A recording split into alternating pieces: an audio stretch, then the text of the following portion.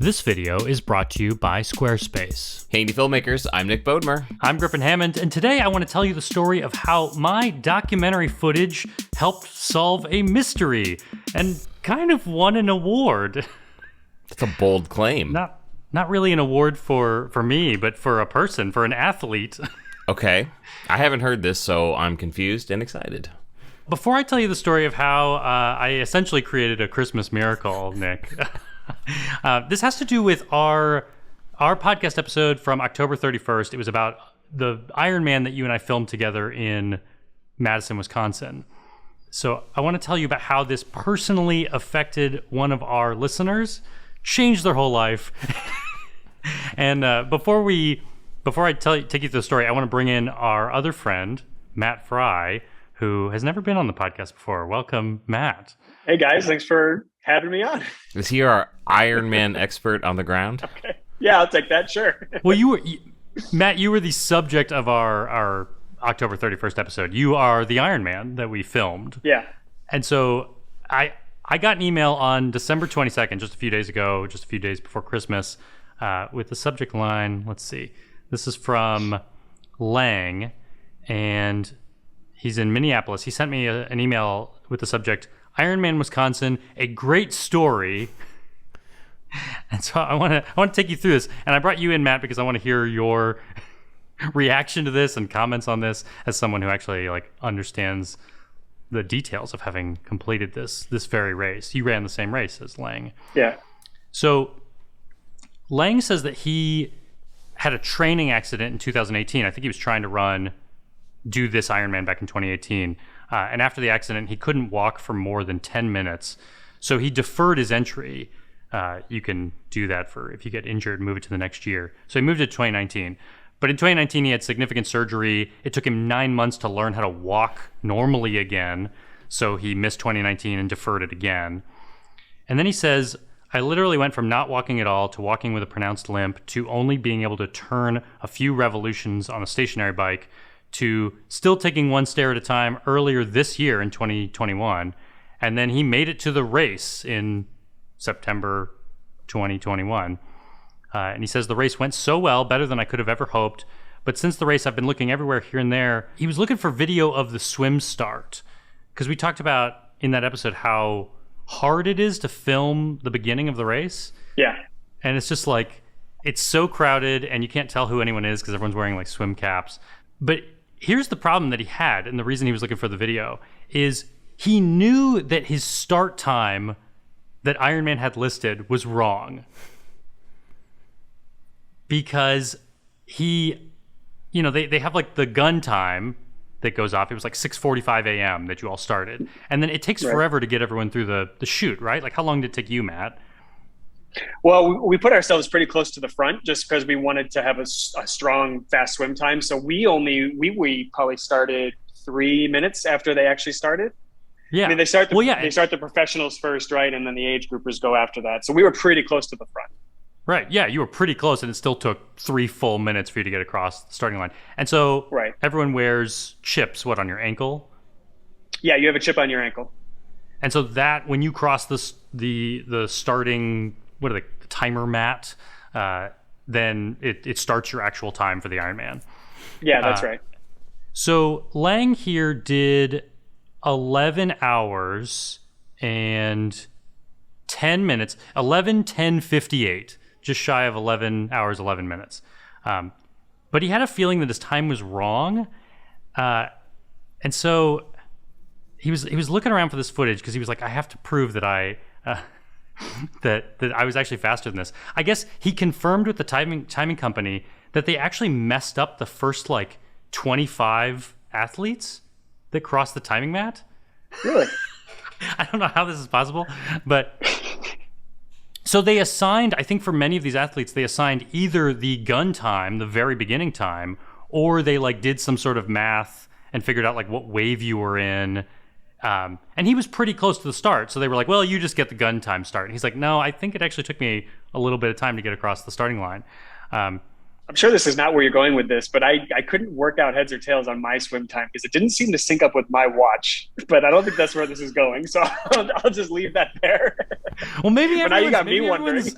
Maybe everyone's swim time is messed up. We now we have a whole mystery we have to solve. Yeah.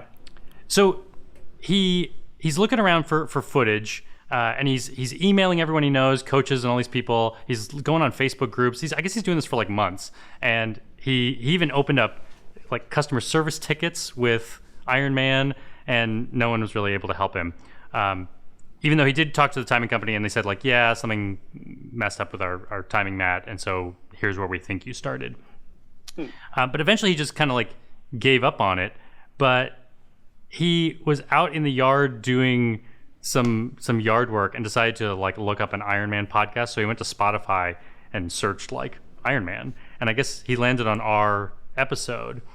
And so he's listening to the episode and he's like, wait, this is a documentary filmmaker that was at the start line, was filming. So he pulls up the video and he finds himself in even just that. I only shared like a couple shots from the starting line. Yeah, that's amazing. But he saw himself, and most importantly, he saw that there was a photographer at the starting line, which he hadn't known about. Because like you got your finisher pics, right?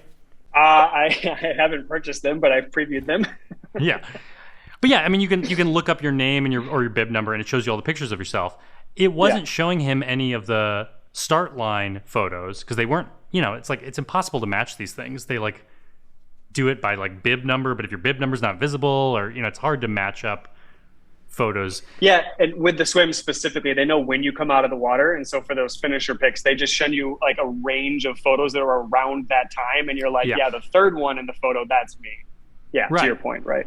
So yeah, he didn't know there were any photos of him at the starting line, but once he saw my footage and saw that there was a photographer there, he was like, wait, there has to be a photo of me. And I guess they do a facial, like a reverse face search on finisher pics. Oh wow! So he like uploaded his own face, and it found some additional photos. It found the one that was at the starting line, and amazingly, it shows him right as he's crossing the mat, and it shows the time in the back. And his time was actually 55 seconds faster than, it took him 55 full seconds to cross the starting line. So that's what, like 11:09? So he sped up his time to, they had him listed as 11:10:58, and it brought him down to 11:10:03. Which, as it turns out, actually jumped him up a rank in his age group. He's in the male 50 to 54 age group, and he jumped from 6th place overall in his age group to 5th place overall in his age group. Nice. Wow. Which, as it turns out, is an award. They give the top 5 people an award on stage. So he missed out on the in-person ceremony getting the award, but he sent all this evidence to the timing company, and they're like, you are right. You are the 5th place finisher in your age group. You deserve this award. So they're going to send it to him now. That's amazing. I'm wondering about Kona slots when you get that close to the front. What is the Kona slot? I asked him about that. So every single race has a certain amount of slots where you can send athletes. Athletes qualify to race at the World Championship in Kona. And it's a different number for different age groups. And you have to come in, the top sort of rank in your age group to a certain point. So hypothetically, let's say for his age group, there were 2 Kona slots. The first 2 guys who came in first place would have to say, yes, I'll take that slot. But if they defer, it could fall to the 3rd place guy. And if it defers far enough, I've heard of people who came in 7th, 8th in their age group and still get a chance to go to the World Championship. And so when you're getting that close to the front, I'm wondering if that comes into play. It could. Absolutely. Big time. Yeah. Well, yeah, I actually followed up with him to ask about that because I was like, yeah, don't like the top 4 from the age group get to go to Kona. But as we've talked about, Matt, this was a weird year because of like COVID deferments. And so it sounded like they were taking less people overall because in some cases they were pulling, people were qualifying in earlier races. And the whole timing was weird of this race. So he seemed to think, it was like the top 2 in his age group that he wasn't quite there. But at least he officially like gets to be on the podium, as he called it. That's amazing in this race.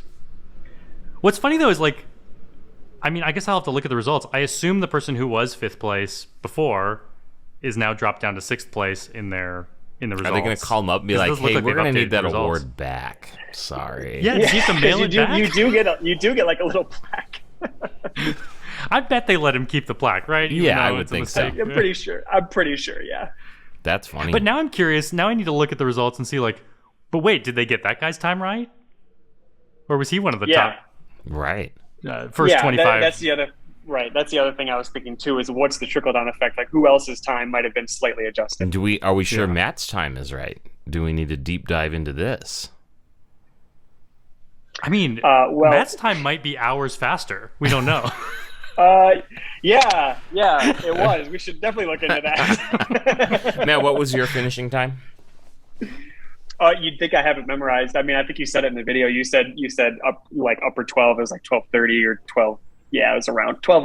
When people ask me, I just say 12 and a half hours because Matt is rounding up. It's 12:41, 42. There you go. Exactly. It's a long race. So that made me feel pretty good. That we have a new listener, one of the podcast, who did not come to it from a filmmaking background. That's amazing. That is very cool.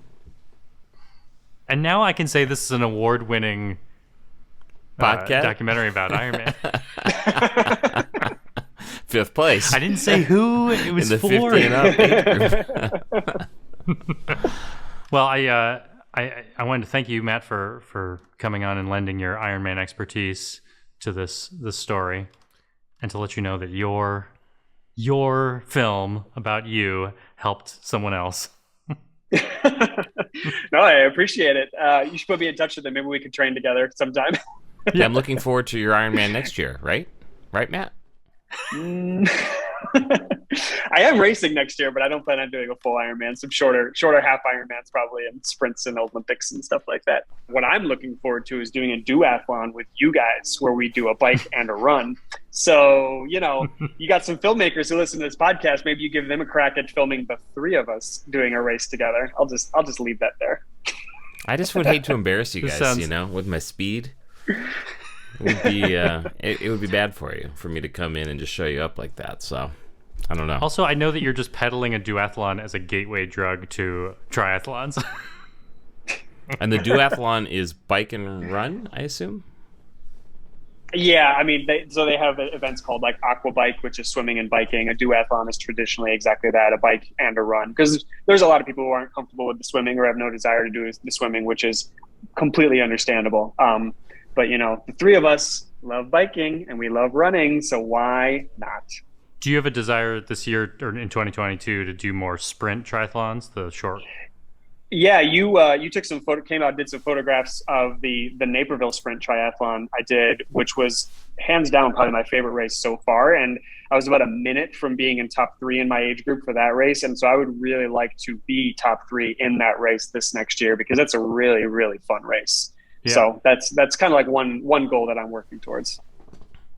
Yeah, I'm excited for next year because this year has been like my fastest year as a runner. Except for my 5K. I can't beat my 5K time from like 5 years ago. But I set a new half marathon personal record this year. And you and I are going to set a half marathon PR together for both of us next year. Yeah. Be there. Or be square. Be there. So, Matt, you got to pick out this duathlon for the 3 of us, where it's going to be and when, and we'll start training. All right, Nick's on board. I'm sold. Griffin? I mean, yeah, tell me where, and maybe I'll think about it. Yeah. I'm surprised Griffin's not more into it. What don't you like about the duathlon? I just feel like I'm going to crash my bike and hurt myself. I think you'd be okay. Don't worry, Griffin. I'm a very confident runner, and I'm not a confident cyclist. I rode the Peloton right before we recorded this, so I'm basically ready right now. All right, I'm in.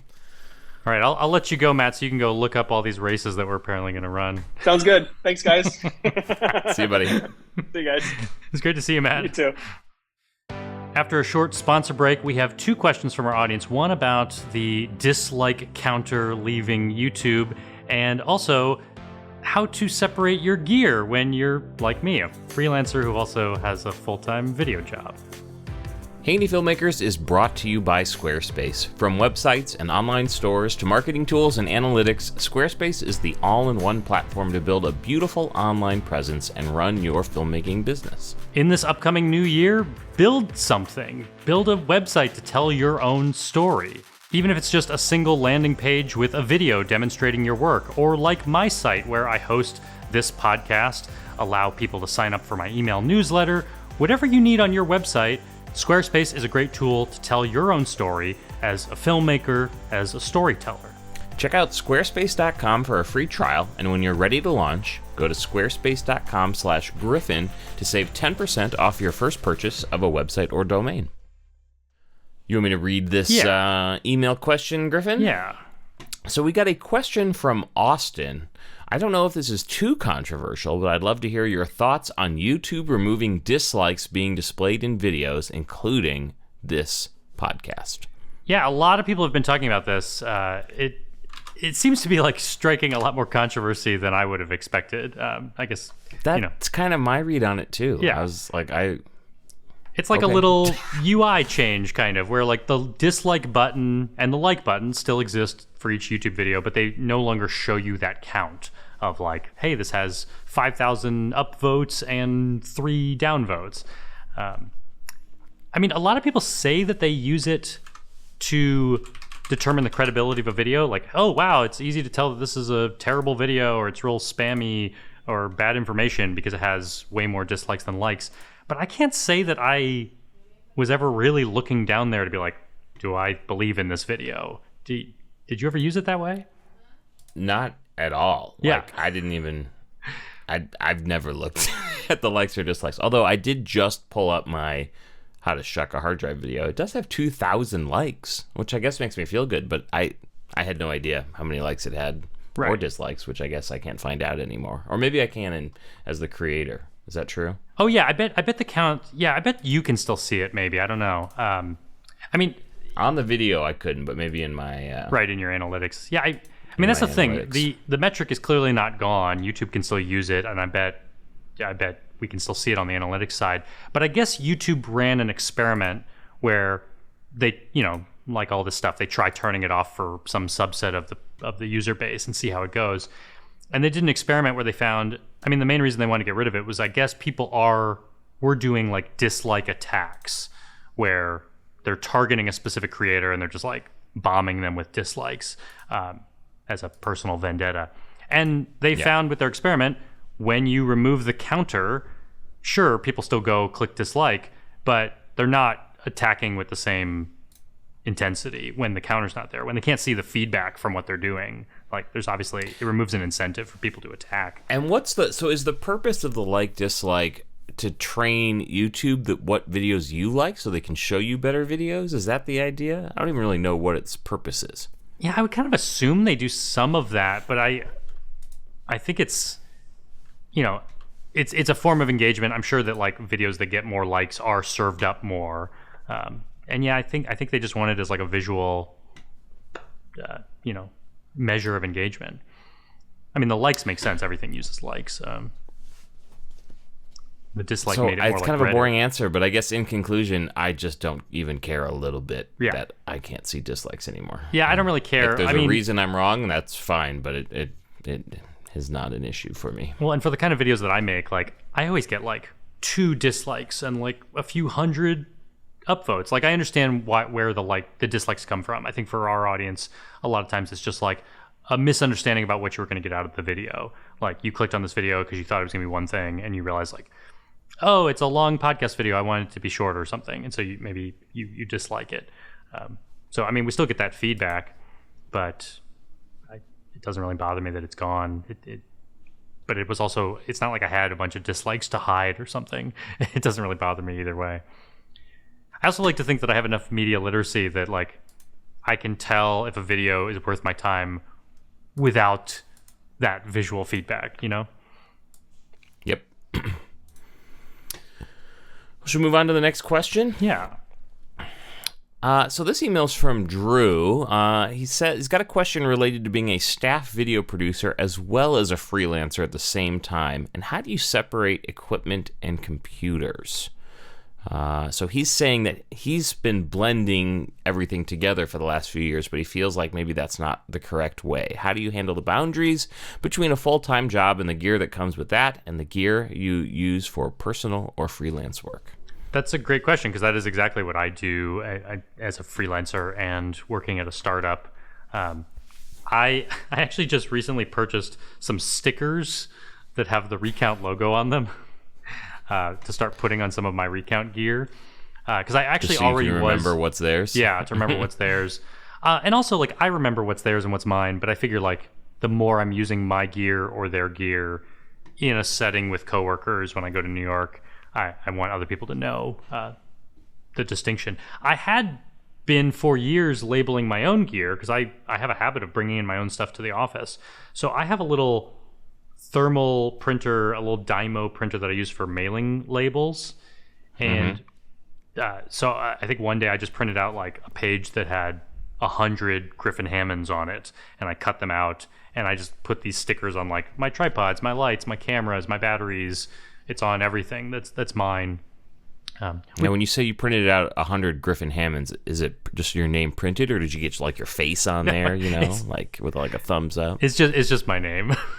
Bummer. You really missed an opportunity there, but okay. Which has come in handy recently, because on a recent shoot, I needed more batteries, and I was like, this is a pretty good time for me to expense these to the company. So I got like 4 new batteries that belong to the Recount, and I have like 8 batteries myself or something like that. And now they're all labeled separately, which is helpful.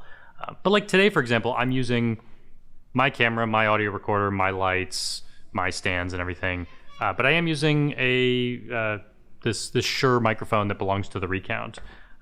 So there is some benefit to me, occasionally borrowing gear that I don't think the company would mind, especially considering that they are getting the benefit of I bring my own cameras to shoots. But yeah, there is a certain point when I have started purchasing some stuff that's staying at the Recount so that other people can use some lights and microphones and stuff. But I don't, as long as you trust your company and your coworkers, I don't feel a problem right now bringing my own gear, and I also don't yet feel like I need to charge them for my gear because they're paying me a nice salary, and they're not taking advantage of my gear. It kind of is always with me, and I think over the years I've kind of realized, like, there have been times when I try to use the company gear, and then I'm like, but I like my gear. You're comfortable with it. You know how to use it. Yeah, exactly. Yeah, exactly. So I don't think it's a problem. In conclusion, you do mix. You try and keep track of whose is whose, but in the end, you're kind of use both for both. Yeah, and I also do keep some spreadsheets that where I've written down serial numbers. So I really do know if it ever got completely mixed up. Hopefully, I have a record of what belongs to everyone. Right. Yeah. Beautiful. Cool. Well, thank you for those questions, Austin and Drew, and thank you, Nick, for listening to my tale today. For being me, right? For agreeing to do duathlons, apparently. Yeah, we'll see if that happens, right? It's good to have a goal. It's good to have a goal. Yeah. All right, my friend. We will talk to you again in the new year. Yeah. Oh, and before we go, I should say we promised in the last episode that we would explain who the celebrity guest was that I filmed with. But as many of you have experienced in video production, this was funny. Deliverables get delayed. This video that I shot has been delayed because of holiday publishing we schedule. Can't reveal it. So yeah, I'm not ready yet. I won't continue my laughing. It actually still hasn't come out. So perhaps next video, this recount video will have come out. Nobody knows. Nobody knows. Talk to you later. See ya. Bye-bye. Testing. Oh, now I'm too hot. You're always too hot. Test. Testing. Hey, indie filmmakers. Still too hot. What's happening? Hey. Test. What is going on? We're professionals, Matt. Hello. Testing.